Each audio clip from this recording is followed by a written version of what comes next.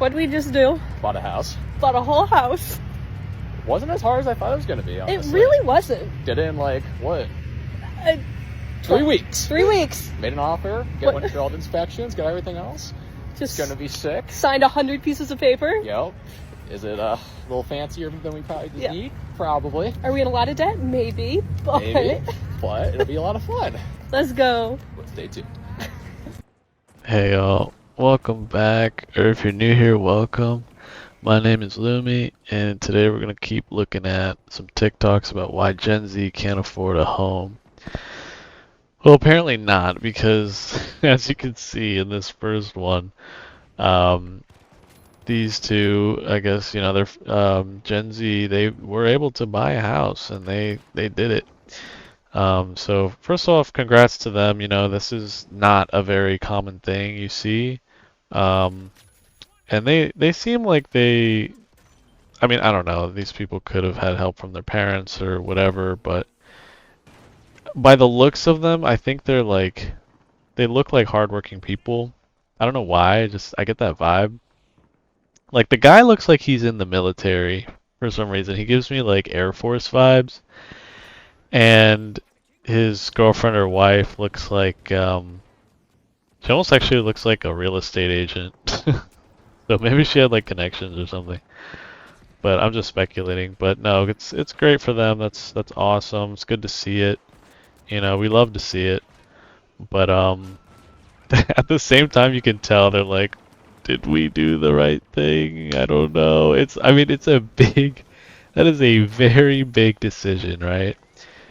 It's a lot of money. It takes a lot of time researching. They said they did it in 3 weeks, which to me, I hope they didn't rush it. Like, I hope they didn't just pick the first house they could afford and, you know, kind of liked without doing like inspections and all that. Like, this is such a major life-changing decision.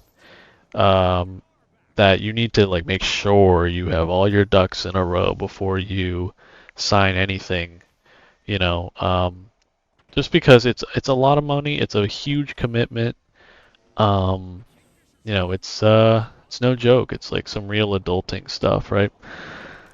But no, good on them, and yeah, I hope the best for them.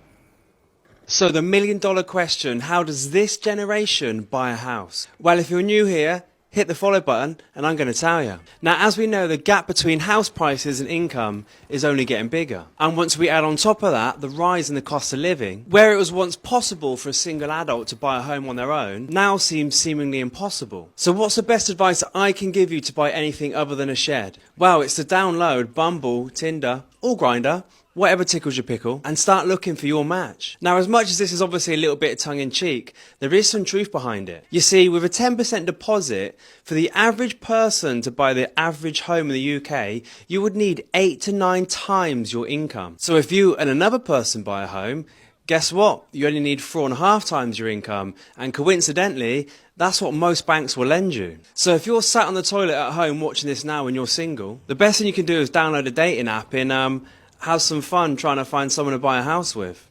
I had to censor that because that was just freaking like British humor, you know? It's like very, very vulgar and like very tongue-in-cheek. But yeah, I don't like this. I know he's like joking kind of, but not really. I don't like the fact that you like we're basically being like pushed into having you know, relationships, essentially marriage, right? To even be able to afford a home.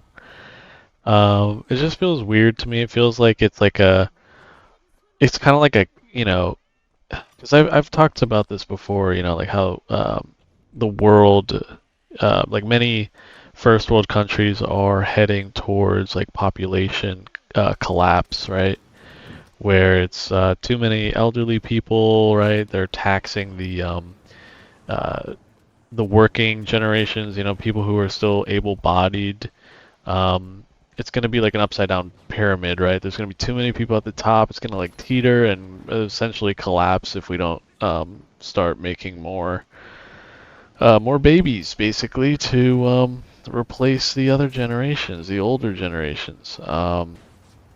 But no one's doing that because having children is expensive, and we can hardly afford life for ourselves. Why would we bring in another life into this world? Why? Why would we do that? Just so that they could suffer with us? Like, it doesn't make sense.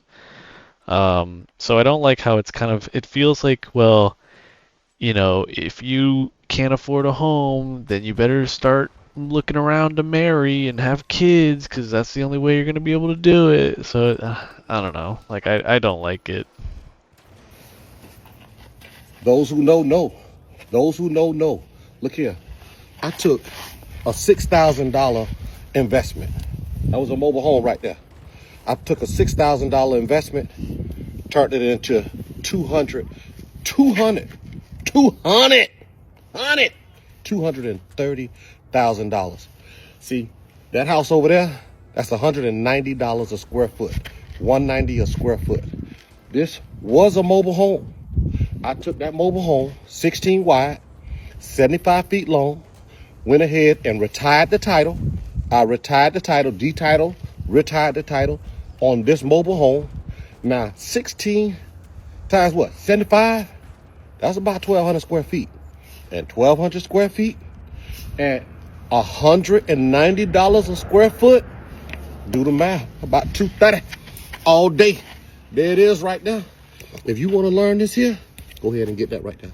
Go ahead and get this right here so that you can turn your mobile home, your mama mobile home, grandmama mobile home, somebody mobile home into a home. This is actually pretty cool. I had no idea that this was possible. I thought there'd be like some laws against doing this because, obviously a mobile home isn't made from like the same materials as like an actual home would be, but I guess it doesn't really matter if you're like transforming it into a home. So I guess what they do is like they put, obviously there's going to have to be like a foundation, and they're going to have to, put in the piping and all the other stuff that's like up to code, right, for a normal home. They do that around the mobile home. So essentially, like the mobile home is probably like the shell of the house, right?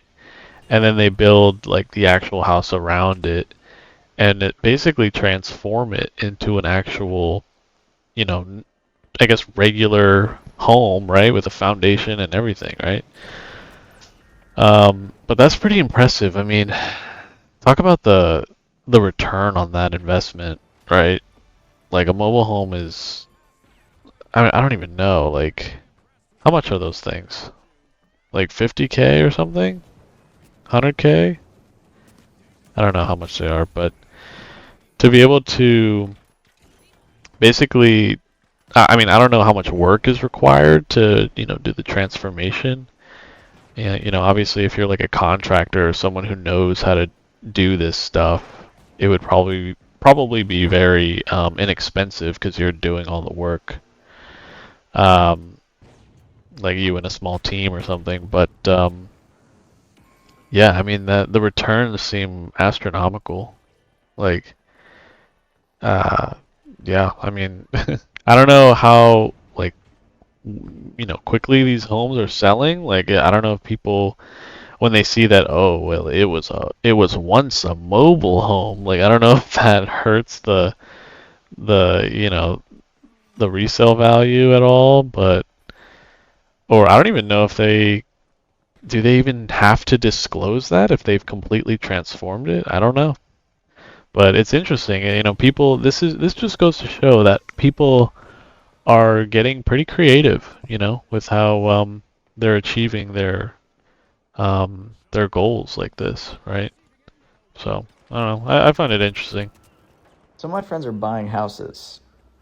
Happy for you guys. How did you do that? Okay, so great question. The answer is that they're getting a gift from a parent or a family member, and they're also getting seller concession, meaning that the seller is paying for part of their closing costs, all of their closing costs, and even willing to buy down their interest rate. 23% of first-time home buyers across the United States are getting a gift from a family member. And while 35% of home buyers are actually getting this seller to pay concession. But not all of us have family members with a lot of money. I sure didn't. So there's other options that you can look into in order to get a down payment. One being a 401k. If you've got a 401k, you can actually pull from that in order to purchase a home. Another option is looking into a USDA loan, which is 100% financing, meaning that there's no down payment requirement. Or comment USDA below and I'll get you that information. Another option is to check out your state's website for down payment assistance. Most states have some sort of down payment assistance, whether it's a loan that you don't have to pay back until you sell your home, or they have a grant available, which is free money you don't have to pay back at all. This is not a perfect real estate market. However, there are options available if you're looking to buy in 2024. Follow for more.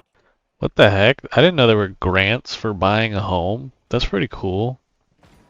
So I guess if you meet certain criteria, you can just get free money to put towards like your down payment. I didn't know that. But yeah, it doesn't surprise me that like 20-30% of first-time home buyers are getting gifted like the down payment, I guess, from their parents. That doesn't surprise me at all. But God, I know people who basically completely live off their parents, like, and I'm not talking like they live in their parents' basement, which is what I do. But they actually get their rent completely paid for, and they live in like LA or New York City, you know, like one of the most expensive cities in America, completely rent free. And I'm just like, oh my gosh, really? Like absolutely no struggle, just completely spoiled. But I mean, I guess, you know, if you're that well off, why not? But yeah, most of us aren't that fortunate. But yeah, I mean, it's cool to see people, you know, sharing this information. Like I just learned something new. I mean, I hope you guys got something out of it too. A lot of this stuff, you know, it feels hopeless, but if you really do the time, the research to look at like what your options are completely, oftentimes, you know, you can find some ways to make things work. And yeah, I mean, it's cheesy to say, but you know, knowledge is power. So, but anyway, guys, I hope you enjoyed. I'm gonna wrap this one up here. If you enjoyed it, please give me a like down below. Dislike it if you dislike it. Let me know in the comments what you think, or if there's anything you want me to cover next. And consider subscribing. It helps me and the channel go a long way. But anyway, guys, I hope you all are well, and I'll see you in the next one. Later.